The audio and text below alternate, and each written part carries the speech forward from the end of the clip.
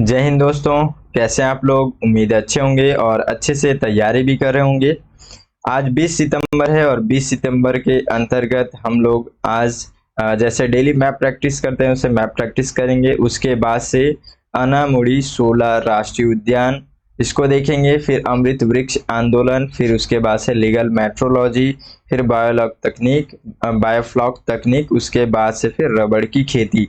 बहुत ज़्यादा important topic है और ये सभी topics the Hindu, Indian Express, PIB, Economic Times, Down to Earth से संबंधित होते हैं। आप सभी लोग टेलीग्राम चैनल से भी जुड़ सकते हैं। अगर आपको वीडियो अच्छा लगे तो लाइक कर दीजिएगा, चैनल को सब्सक्राइब नहीं किया है तो कर लीजिएगा, ठीक है।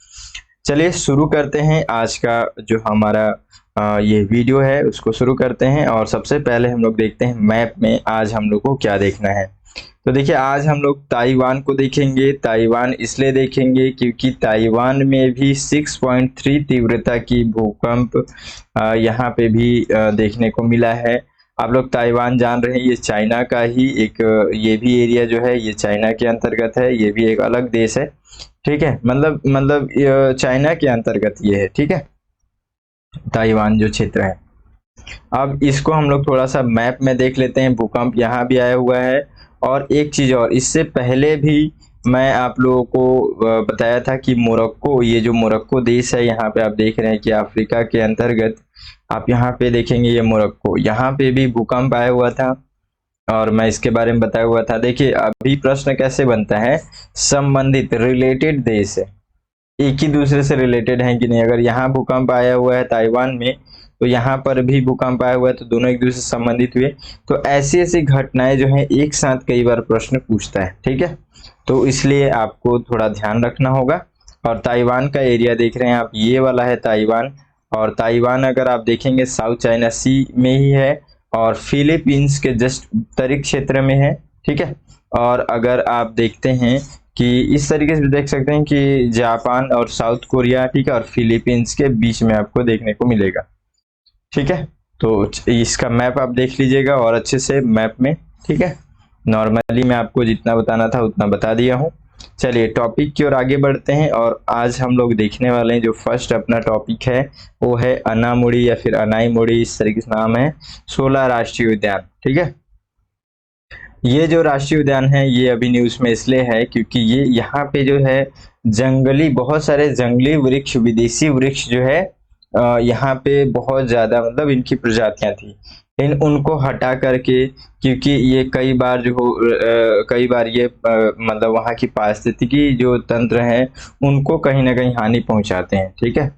तो उन विदेशी वृक्षों को हटा करके वहाँ पे एक बहुत बेहतर तरीके से हरी भरी जो भूमि है, 50 हेक्टेयर के लगभग आसपास की भूमि जो है वहां पे पूरा एकदम मतलब जंगल, हरा भरा क्षेत्र में पूरा सफलतापूर्वक बदल दिया गया है, ठीक है। तो ये इसके कारण से अभी न्यूज में है। और ये जो है ये पर्यावरण पुनर्स्थापना परियोजना के तहत ये कार्य किया गया। ये जो पर्यावरण पुनर्स्थापना परियोजना ये है, ये जो है ये यूएनडीपी के तहत ये कार्यान्वित इसका किया गया है।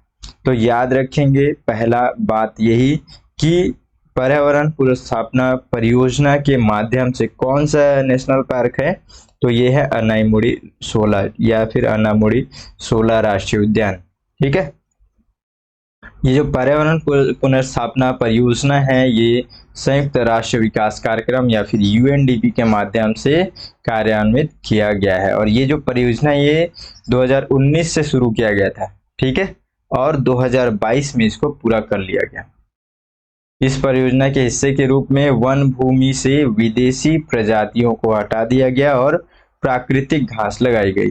जो इस क्षेत्र में घास है उन्हीं क्षेत्र में मतलब उन्हीं को लगाया गया जो इनके अनुरूप है, इस क्षेत्र के अनुरूप है। आप यहाँ पे मैप में देख सकते हैं, इसको थोड़ा सा बड़े लेवल पे हम लोग देखते हैं। देखिए यहाँ पे आपको अनाईमुड़ी दिखेगा, ठीक है। और देखिए कि ये जो पूरा क्षेत्र आपको दिख रहा है केरल का क्षेत्र है, तो यहाँ पे केवल एक ही नेशनल पार्क नहीं है, ठीक है, और भी अलग अलग वाइल्ड लाइफ सेंचुरीज भी हैं। जैसे देखिए Chinar national park, Eravikulam national park आपको इसी में देखने को मिलेगा।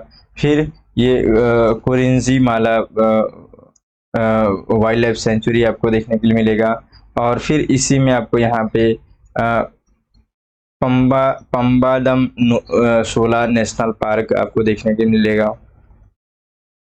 फिर उसी के बाद से यहाँ पे मठिकेतन शोला नेशनल पार्क, ये भी इसी के अंतर्गत। तो इतने सारे जो है इसमें नेशनल पार्क और वाइल्ड लाइफ सेंचुरीज इसमें जुड़े हुए हैं, ठीक है। इन सभी को भी ध्यान रखेंगे। जो ये साउथ क्षेत्र के जितने नेशनल पार्क हैं बहुत ज़्यादा मतलब एकदम एक दूसरे से जुड़े हुए हैं, ठीक है। तो इसलिए थोड़ा कंफ्यूजन होता है, इस सबको बार बार देखना जरूरी है, ठीक है। मैप को आप लोग अभी देख रहे हैं, आप इसको स्क्रीनशॉट भी ले सकते हैं। लगातार आपको बहुत सारे इसमें मैप देखने को मिल रहे हैं, ठीक है। तो ये सबको भी आप देखते रहिएगा ध्यान से, ठीक है। सबसे दक्षिणी क्षेत्र में कौन सा नेशनल पार्क है, इस तरीके से भी देखते रहिएगा। पेरियार नेशनल पार्क देखिए यहाँ पे, इडुक्की वाइल्ड लाइफ सेंचुरी यहाँ पे है, ठीक है। तो इस तरीके से आप लोग देखते रहेंगे। चलिए और इसके बारे में कुछ बातें पढ़ते हैं। पर्यावरण पुनर्स्थापना परियोजना इस स्थानीय निवासियों की भागीदारी से कार्यान्वित किया जा रही है। तो इस क्षेत्र के लोग ही खुद आकर के इस परियोजना में भाग ले रहे हैं और सभी एक दूसरे का सहायता करके जो है यहाँ पे एक वातावरण जो है मतलब विकसित करने का साथ दे रहे हैं, ठीक है। और देखिए ये वर्ड भी याद रखेंगे, हरिता वसंतम। तो हरिता वसंतम करके पर्यावरण विकास समिति का गठन किया गया था इसके कार्य के लिए, इस क्षेत्र में कार्य करने के लिए। अनामुड़ी शोला राष्ट्रीय उद्यान जो है वहां पे पेड़ों का एक प्राकृतिक आवास जो है, प्राकृतिक जो क्षेत्र है उसको विकसित करने के लिए हरथी वसंतम नामक पर्यावरण विकास समिति का गठन किया गया था, ठीक है। इसको ध्यान में रखिएगा। उसके बाद से देखिए राष्ट्रीय ये जो अनामुड़ी शोला राष्ट्रीय उद्यान है इसके अंतर्गत आप देखेंगे इसमें कुछ बातें हम लोग देखते हैं। अनामुड़ी शोला राष्ट्रीय उद्यान जो है पश्चिमी घाट में स्थित है, बिल्कुल ये वाला क्षेत्र जो है ये सभी पश्चिमी क्षेत्र के अंतर्गत पूरा आते हैं, ये वाला पूर्वी क्षेत्र के अंतर्गत आता है, ठीक है। यह वन क्षेत्र के इडुक्की जिले के देवीकुलम तालुका के अंतर्गत ये स्थित है। वन क्षेत्र में अधिकांश प्राथमिक वनस्पति पश्चिमी घाट के उष्णकटिबंधीय सदाबहार है। तो उष्णकटिबंधीय सदाबहार वन यहाँ पे मिलेंगे आपको। और नॉर्मली इस क्षेत्र को भी हम लोग देखते हैं कि जैसे जैसे हम लोग, मैं आपको पहले बताऊं, जैसे जैसे हम लोग अपने इंडिया के साउथ की ओर यानी कि नीचे की ओर यानी कि दक्षिण की ओर हम लोग जाते हैं तो हम लोग को देखने को मिलेगा कि धीरे धीरे करके गर्मी बढ़ती जा रही है। क्यों?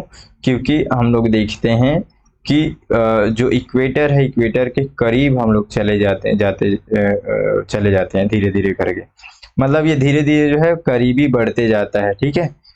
ये इक्वेटर के करीबी बढ़ते जाता है, तो इसलिए इधर ज्यादातर आपको धूप ही देखने को मिलेगा, मतलब उष्ण ही देखने को मिलेगा। तो यहाँ के क्षेत्र अब ऐसे हैं तो वहां पे पेड़ पौधे भी उष्णकटिबंधीय सदाबहार वन मिलेंगे, ठीक है। मतलब कुछ समय यहाँ पे बहुत तेज धूप होगा, फिर थोड़ा देर बारिश हो जाएगा, फिर धूप होगा, फिर थोड़ा देर बारिश हो जाएगा, ऐसे स्थितियां होती हैं। बीच बीच में कभी बारिश होता है, धूप बहुत ज्यादा पड़ता है, ठीक है। तो ऐसे जो क्षेत्र रहते हैं वो उष्णकटिबंधीय क्षेत्र रहते हैं। और सदाबहार वहाँ हमेशा पेड़ पौधे जो हैं लगातार वहाँ के पेड़ पौधे जो है हरे भरे ही रहते हैं। पार्क एराविकुलम राष्ट्रीय उद्यान, पंबाडुम शोला राष्ट्रीय उद्यान, चिनार वन्यजीव अभ्यारण्य, मिथिकेटन शोला राष्ट्रीय उद्यान से घिरा हुआ है।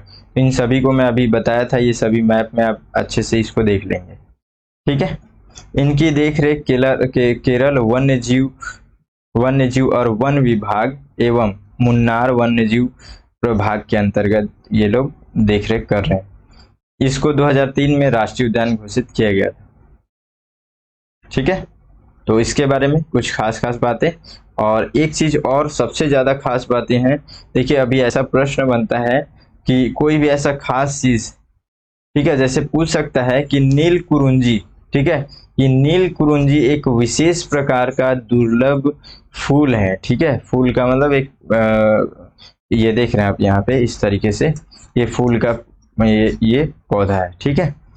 तो ये वाला जो फूल है, इस तरीके से प्रश्न में आजकल पूछ लिया जाता है कि निम्नलिखित में से कौन से नेशनल पार्क में दुर्लभ नील कुरिंजी फूल देखने को मिलेगा। ठीक है, तो ये जो है ये भी अनामुड़ी 16 राष्ट्रीय उद्यान में आपको ये देखने को मिलेगा विशेष रूप से वहां पे। तो ये खास करके याद रखेंगे, मोस्ट इम्पॉर्टेंट है, इसको याद रखेंगे। ठीक है, ये 12 साल में केवल एक बार खिलता है, 12 साल में एक बार केवल। इस फूल की सांस्कृतिक और एक तरीके से पारिस्थितिक प्रक्रियाओं एवं सांस्कृतिक महत्व भी है इसका। ठीक है, और ये जो नील कुरिंजी का ये जो फूल है, ये खिलना मुथुवन, ठीक है, ये खिलना मुथुवन नामक एक आदिवासी समुदाय है, इनके लिए शुभ है। ये लोग अब इसको शुभ मानते हैं जब ये खिलता है तब। ठीक है, तो ये कुछ बातें हैं जो इसके बारे में याद रखेंगे। अब अगला टॉपिक है हमारा अमृत वृक्ष आंदोलन। तो अमृत वृक्ष आंदोलन के बारे में याद रखेंगे कि ये असम सरकार के द्वारा असम के अंतर्गत चलाया जा रहा, असम राज्य में चलाया जा रहा है ये योजना। इस योजना के अंतर्गत क्या बातें हैं, तो इसमें ये जो राज्य है ये इसलिए अभियान चला रही है यहाँ पे कि इसको मतलब 9वां विश्व वर्ल्ड बनाने का यहाँ पे एक तरीके से रिकॉर्ड तोड़ना है। किस चीज में, तो वृक्षारोपण में। वृक्षारोपण में ये लोग ये कोशिश कर रहे हैं कि 1 करोड़ पौधा लगाएं। इस राज्य में 1 करोड़ पौधा लगाएंगे, पूरे राज्य के सभी लोग मिल करके इसमें सहयोग के साथ इसके लिए कार्य इसमें कर रहे हैं। ठीक है, तो इस आंदोलन का मुख्य रूप से उद्देश्य है 1 करोड़ पौधे लगाना। ठीक है, तो इसको याद रखेंगे। ये किस क्षेत्र से संबंधित है, तो असम क्षेत्र से संबंधित है, असम राज्य से संबंधित है। ठीक है, याद रखेंगे इसको।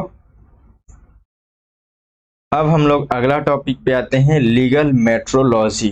तो ये लीगल मेट्रोलॉजी अभी न्यूज में क्यों है, तो न्यूज में इसलिए है क्योंकि international organization for the legal metrology जो है, ये अब हम लोग इसका सर्टिफिकेट जारी कर सकते हैं। मतलब भारत को 13वां ऐसा देश अभी बन गया है जो कि ये एक मेट्रोलॉजी के क्षेत्र में सर्टिफिकेट जारी कर सकता है। मेट्रोलॉजी से क्या संबंध है, तो मेट्रोलॉजी में हम लोग माप तौल, जो जितने भी इस तरीके से मापन का जो चीजें हैं, विधियां हैं, उन सभी चीजों को हम लोग उसमें रखते हैं। ठीक है, तो देखिए उपभोक्ता मामले विभाग का लीगल मेट्रोलॉजी डिवीजन, ये याद रखिएगा। कौन इसको अब प्रमाण पत्र जो जारी कर सकता है, हमारे देश के अंतर्गत जितने भी कंपनियां हैं और इस प्रकार का जो उपयोग करने वाले मेट्रोलॉजी जो उपयोग करते हैं, उन सभी को उपभोक्ता मामलों के विभाग के द्वारा, ठीक है, इसके द्वारा लीगल मेट्रोलॉजी डिवीजन जो है प्रमाण पत्र जारी कर सकेगा। मतलब OILM प्रमाण पत्र, यहाँ पे आपको शॉर्ट फॉर्म, और ये full form international organization for the legal metrology. ठीक है, तो ये प्रमाण पत्र जारी कर सकते हैं अब हम लोग। ठीक है, और किसके अंतर्गत, तो उपभोक्ता मामला विभाग के अंतर्गत। तो लीगल मेट्रोलॉजी क्या है, इसके बारे में थोड़ा सा देखते हैं अब। तो मेट्रोलॉजी ये जो है मेट्रोलॉजी की एक शाखा के अंतर्गत संदर्भित करती है, जो कि वाणिज्यिक लेन देन एवं अन्य क्षेत्रों में सटीकता, स्थिरता, निष्पक्षता सुनिश्चित करने के लिए माप और मापन उपकरणों से संबंधित विनियमन कानून पर ध्यान केंद्रित करती है। आपको चित्र भी दिखा रहा हूं तो समझने में आसानी होगी। मेट्रोलॉजी जो है वो माप और उसके अनुप्रयोग का विज्ञान है। क्लियर है। कानूनी मेट्रोलॉजी का प्राथमिक उद्देश्य है माप के लिए स्पष्ट और समान मानक स्थापित करके उपभोक्ताओं और उत्पादकों दोनों के हितों की रक्षा करना। ठीक है, देखिए हम लोग थोड़ा सा समझते हैं कि जो international organization for legal metrology है ये क्या है, और इसके बारे में कुछ फैक्ट बातें जो है ध्यान रखना जरूरी है, क्योंकि अभी देखते हैं कैसे प्रीलिम्स में प्रश्न आ रहे हैं। एक तो नॉर्मली बेसिक से आ रहा है, दूसरा फैक्ट से आ रहा है। तो इसकी स्थापना जो है वो 1955 में की गई थी, और ये इसका मुख्यालय जो है पेरिस में है। तो ये एक अंतरराष्ट्रीय मानक निर्धारक निकाय है जो कि कानूनी मेट्रोलॉजी अधिकारियों और उद्योग के द्वारा उपयोग के लिए मॉडल, नियमों और मानक तथा संबंधित दस्तावेजों को विकसित करता है। ठीक है, यह नैदानिक थर्मामीटर, एल्कोहल सॉस विश्लेषक, रडार गति मापने वाले उपकरण, बंदरगाहों पर पाए जाने वाले जहाज टैंक, पेट्रोल वितरण इकाइयों जैसे अनेक मानक मापन उपकरणों के प्रदर्शन पर राष्ट्रीय कानून एवं विनियमों को ये सुसंगत बनाने के लिए महत्वपूर्ण भूमिका निभाता है। ठीक है, भारत जो है इसका 1956 से सदस्य बना हुआ है। ठीक है, तो इसके बारे में कुछ खास बातें ध्यान रखेंगे। अगला टॉपिक है हमारा बायोफ्लॉक तकनीक। तो बायोफ्लॉक तकनीक निम्नलिखित में से किससे संबंधित है? नॉर्मल प्रश्न ऐसे बनते हैं। ठीक है, तो याद रखेंगे कि बायोफ्लॉक तकनीक जो है ये मछलियों के लिए एक तरीके से लाभदायक है। ये कैसे लाभदायक है? तो ये क्या करता है कि जितने भी अपशिष्ट पदार्थ हैं, बैक्टीरिया हैं, उन सभी को मतलब खुद मछलियों के द्वारा छोड़े गए अपशिष्ट पदार्थ होते हैं जो, उनको ये जो तकनीक है वो फिर से प्रोटीन में बदल देगा और फिर उसको मछलियां खा सकती हैं। तो ऐसा तकनीक है। तो इस तकनीक से अब फिर मछलियों के अपशिष्ट पदार्थ फिर से अगर प्रोटीन में परिवर्तित हो रहे हैं और फिर से मछलियां उसको खा रही हैं, तो इस तरीके से ये परिवर्तित करने वाला तकनीक है जिसके अंतर्गत मछलियों में और अधिक बेहतर वृद्धि होगा। ठीक है, और तेजी से लोग बढ़ेंगे। तो ये तकनीक याद रखेंगे इसका नाम। अब हम लोग आते हैं रबड़ की खेती। मेंस के लिए इम्पोर्टेंट है, प्रीलिम्स के लिए खास करके इम्पोर्टेंट तो ही है, लेकिन मेंस के लिए भी बहुत ज़्यादा इम्पोर्टेंट है। ठीक है, यहाँ से मैं आपको प्रश्न भी देने वाला हूँ, अभ्यास प्रश्न, तो अच्छे से और ध्यान से समझिएगा। ठीक है, यहाँ पे बात ये हो रही है कि अभी रबड़ की जो खेती है वो रबड़ बोर्ड, ठीक है, और केंद्र सरकार, फिर ऑटोमोटिव टायर मैन्युफैक्चरर्स एसोसिएशन, ठीक है, ये लोग सब एक साथ मिल करके पूर्वोत्तर राज्यों में सिक्किम को छोड़ करके, लेकिन पश्चिम बंगाल के साथ मिल करके ये लोग प्राकृतिक रबड़ की खेती उत्पादन के लिए जो है पूरा ये लोग अभी इसके लिए एक कार्य योजना बना रहे हैं। ठीक है, तो अभी इसलिए न्यूज में है ये, और कई बार इन सभी चीजों से प्रश्न पूछे गए हैं। खुद रबड़ से भी प्रश्न पूछे गए हैं 2009 में। ठीक है, अभी प्रश्न मैं आपको दिखा नहीं पा रहा हूँ, लेकिन ये यहाँ से प्रश्न पूछे गए हैं, बहुत ज्यादा इंपॉर्टेंट है। रबर सेक्टर जो है काफी इंपॉर्टेंट होता है। ठीक है, तो टायर निर्माताओं ने भी इसमें रबड़ के लिए ये प्राथमिक उपभोक्ता होते हैं टायर निर्माता जो है। इससे सबसे बड़ा इसमें मेन जो है यहाँ पे जो टायर निर्माण, इसके लिए मुख्य भूमिका इसमें रबड़ का होता है। ठीक है, तो ये लोग जो है प्रथम प्राथमिक उपभोक्ता होते हैं, और ये लोग जो है 2021 से ये लोग यहाँ पे जो परियोजना में लगे हुए हैं, और लगभग यहाँ पे देख रहे हैं कि 100 करोड़ रुपए का निवेश भी ये लोग कर चुके हैं इसमें, मतलब आश्वासन दिए हैं लोग। ठीक है, तो इसलिए ये न्यूज में आ गया है। तो हम लोग अब क्या देखेंगे कि रबड़ की से संबंधित जो बातें हैं, जो मुख्य बातें हैं, उसको देखेंगे। सबसे पहले तो बाजार की क्या स्थिति है रबड़ के मामले में। ठीक है, तो प्राकृतिक रबड़ एक बहुपयोगी आवश्यक कच्चा माल है जो पौधों की प्रजातियों और मुख्य रूप से रबड़ के पेड़ के, ठीक है, क्या है इसमें, तो इसमें लैक्टस अथवा दूधिया तरल जो होते हैं, इस प्रकार का चित्र में आपको दिख रहा है, तो यहीं से प्राप्त होता है रबड़। ठीक है, इसी से प्राप्त होता है रबड़, याद रखेंगे। सभी इस तरीके से लगा हुआ है ना, इसी तरीके से इसको निकालते हैं इस रबड़ को हम लोग। आप लोग भी अगर बहुत लोग अगर ये सब चीजें देखे होंगे बचपन में भी, है ना, कोई सा भी ऐसा लगभग बहुत सारे ऐसे पेड़ जो कांटेदार पेड़ होते हैं, बबूल के पेड़ भी आप देखेंगे, उसको थोड़ा सा छील देंगे तो वहां से मोम जैसा निकलेगा। ठीक है, मतलब गोंद जैसा कुछ, वैसे ही इसमें दूधिया प्रकार का ऐसा प्रकार का ये यहाँ से ये लैक्टस निकलता है। ठीक है, तो इस लैक्टस में कार्बनिक यौगिक का एक जटिल मिश्रण होता है जिससे कि प्राथमिक घटक में पॉली आइसोप्रीन नामक बहुलक होता है इसमें। ठीक है, तो इसके बारे में हम लोग इतना बातें समझे। अब हम लोग ये देखते हैं कि इसकी खेती के लिए किस प्रकार की एक स्थितियां होनी चाहिए। ठीक है, जलवायु स्थितियां कैसी होनी चाहिए। ठीक है, तो देखिए इसकी खेती के लिए सबसे पहले तो वर्षा की स्थिति क्या होनी चाहिए, तो लगभग 2000 से लेकर के 4500 मिलीमीटर तक की वार्षिक वर्षा होने वाली उष्ण कटिबंधीय जलवायु उपयुक्त होते हैं, मतलब उष्ण कटिबंधीय जलवायु इनको चाहिए सबसे पहला। ठीक है, दूसरा इनका पीएच मान, वो जो अम्लीयता यानी कि जो जहाँ पे जिस मिट्टी में इसको उपजाएंगे, इसकी खेती करेंगे, लगभग 4.5 से लेकर के 6 पॉइंट तक के लगभग पीएच मान की वहाँ पे फास्फोरस होना चाहिए, मतलब उनका इतना मान होना चाहिए पीएच मान। ठीक है, उसके बाद से फास्फोरस की न्यूनतम मात्रा वाली गहराई और लेटेराइट उपजाऊ मृदा की आवश्यकता होती है, तो इसमें लेटराइट मृदा की आवश्यकता होती है। ठीक है, उसके बाद से वहां उस क्षेत्र की तापमान कैसी होनी चाहिए, तो लगभग 25 से लेकर के 34 डिग्री सेल्सियस के बीच में होना चाहिए। ठीक है, जिसमें से 80% जो है सापेक्ष आर्द्रता खेती के लिए आदर्श है। वर्ष भर प्रतिदिन 6 घंटे की कम से कम 6 घंटे की दर से जो है प्रति वर्ष लगभग मतलब यहाँ पे 2000 घंटे तक का धूप का यहाँ पे भी, तो उष्णकटिबंधीय बोला जा रहा है, तो धूप उसके लिए आवश्यक होगा, फिर उस पेड़ के लिए उष्णकटिबंधीय क्षेत्र जलवायु इसकी आवश्यकता है, तो फिर वहां पे धूप अधिक होगी ही होगी, है ना।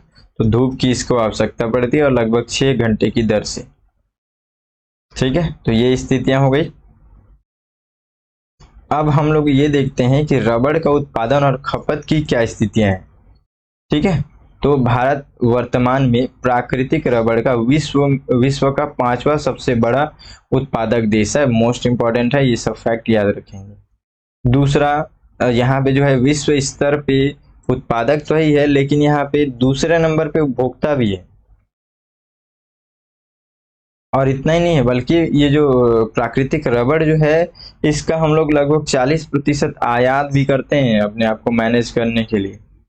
मतलब अपना जो स्थितियां हैं, जितना जरूरत है उसको पूरा करने के लिए हम लोग 40% तक लगभग हम लोग को आयात भी करना पड़ता है। ठीक है, भारत में लगभग 8.5 लाख हेक्टेयर रबड़ के बागान भी है। ठीक है, तो कौन कौन से क्षेत्र में उसको भी हम लोग देखते हैं। तो वह क्षेत्र है केरल, तमिलनाडु, त्रिपुरा और असम। ठीक है, रबड़ की खेती एक बहुत बड़ा हिस्सा है, लगभग 5 लाख हेक्टेयर जो है वो दक्षिण राज्यों केरल, तमिलनाडु के कन्याकुमारी जिले में स्थित है। तो याद रखेंगे, दक्षिणी क्षेत्र में केरल, तमिलनाडु बहुत ज्यादा यहाँ पे उत्पादन होता है। उसके अलावा जो है त्रिपुरा भी है रबड़ उत्पादन में, ये देखेंगे तो लगभग 1 लाख हेक्टेयर तक का ये भी योगदान करता है उत्पादन में। ठीक है, तो ये उत्पादन और खपत से संबंधित कुछ बातें। अब हम लोग देखते हैं कि इसका उपयोग क्या होता है रबड़ के लिए। रबड़ का जो हम लोग इतना जो है खेती कर रहे हैं, तो आखिर इसका उपयोग क्या है। तो सबसे मोस्ट इम्पोर्टेंट टायर निर्माण में, फिर ऑटोमोटिव जितने पार्ट्स हैं, सील, गास्केट, होसेस, वाहनों के विभिन्न घटक वगैरह होते हैं, इन सभी चीजों में, जूते निर्माण में, औद्योगिक उत्पाद के निर्माण में, उसके बाद से चिकित्सा उपकरण में बहुत सारे से दस्ताने, सिरिंज, प्लंजर और चिकित्सा उपकरणों में उपयोग किया जाता है इसका। और उपभोक्ता वस्तुएं जैसे गुब्बारे, इरेंजर, फिर घरेलू दस्ताने, ये सब चीजों में, फिर खेलों का सामान जैसे टेनिस बॉल, गोल्फ बॉल, और फिर सुरक्षात्मक गियर जैसी वस्तुओं का यहाँ पे इन सभी चीजों के उत्पादन में जितने भी ये रबड़ है, इनका उपयोग किया जाता है। ठीक है, तो ये सारी चीजें हम लोग लगभग जान गए इसके बारे में। अब आपको इससे संबंधित जो रबर बोर्ड है उसको भी हम लोग देखते हैं एक बार। पहले रबर बोर्ड के बारे में भी थोड़ा सा जानकारी हम लोग को देखना जरूरी है। तो रबर बोर्ड जो है, ये अधिनियम 1947 की धारा 4 के तहत गठित किया गया एक वैधानिक संगठन है। ठीक है, वाणिज्यिक और उद्योग मंत्रालय के प्रशासनिक नियंत्रण के तहत ये कार्य करता है। बोर्ड का नेतृत्व केंद्र सरकार के द्वारा नियुक्त अध्यक्ष करता है और इसमें प्राकृतिक रबड़ उद्योग के विभिन्न हितों का प्रतिनिधित्व करने वाले 28 सदस्य भी होते हैं। इसका मुख्यालय कहाँ है, तो केरल के कोट्टायम में स्थित है। ठीक है, और जो बोर्ड है ये रबड़ से संबंधित अनुसंधान, विकास, विस्तार और प्रशिक्षण गतिविधियों में सहायता प्रोत्साहन करके देश में रबड़ उद्योग के विकास के लिए भी ये लोग उत्तरदायी हैं। ये लोग सहायता करते हैं, प्रोत्साहन करते हैं। ठीक है, तो अब हम लोग सारी बातें इसमें देख लिए। हम लोग अब इसमें एक मेंस के लिए अभ्यास प्रश्न यहाँ पे उसको भी आंसर राइटिंग करेंगे। ठीक है, तो प्रश्न है, देखिए आप सब लोग आंसर राइटिंग कीजिएगा इसका। रबड़ से संबंधित महत्वपूर्ण जानकारी का वर्णन करते हुए वर्तमान में रबड़ बोर्ड की भूमिका की विवेचना कीजिए। ठीक है, तो ये प्रश्न है आपका, अभ्यास प्रश्न है, इसको आप लोग इसका उत्तर लिखेंगे। ठीक है, तो इस तरीके से हम लोग आज का जो करंट अफेयर्स है वो कंप्लीट हो गया। कैसा लगा आप लोग को जरूर बताइएगा। ठीक है, और वीडियो को जरूर लाइक कीजिएगा और चैनल को सब्सक्राइब नहीं किया तो कर लीजिएगा। ठीक है, मिलते हैं फिर अगले वीडियो में, तब तक के लिए जय हिंद।